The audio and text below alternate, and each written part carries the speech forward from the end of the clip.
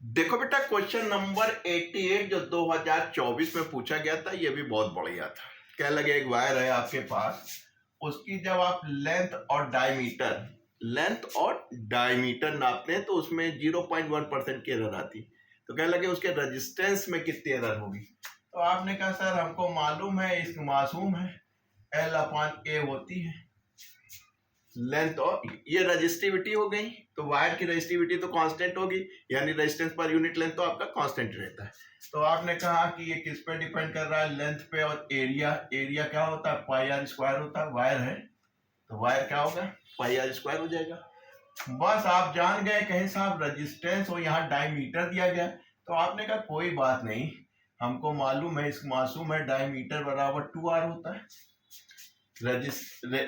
Radius का दुगना diameter होता है। तो आपने कहा बड़े आराम से हम कह सकते हैं, कहीं इसमें तो कांस्टेंट है, चेंज नहीं आएगा, एरर नहीं आएगी, इसमें आएगी।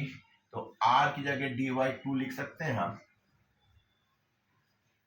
फिर आपने कहा कि सर ये 4 हो जाएगा, कांस्टेंट हो जाएगा। मैं आपको डिटेल में बताता हूँ, वहां आप एलिमिनेट कर सकते हैं बड़े आराम से, थोड़ी प्रैक्टिस के बाद, तुरंत नहीं। ठीक। तो आपने कहा सर रेजिस्टेंस में जो एरर आएगी वो लेंथ और डायमीटर का स्क्वायर होगी। अब आप आराम से कर सकते हैं। अब हम ये नहीं बताएंगे कि बेटा इसका लॉगरिथमिक लो, फिर पार्शियली डिफरेंशिएट करो, वो कक्षा 11 में सर ने बताया था।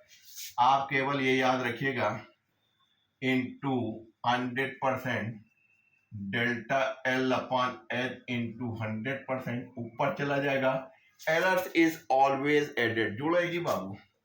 Delta D diameter into 100%। दिख रहा है, कट तो नहीं रहा है, नहीं बहुत है।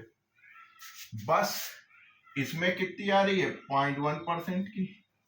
और इसमें क्या होगा, ट्यूब टाइम ऑफ डायमीटर में भी 0.1% की है, यानी 0.1% प्लस 0.2% बराबर आ गया 0.3%। इतना आपके जो रेजिस्टेंस है उसमें नापने में एरर आ जाएगी।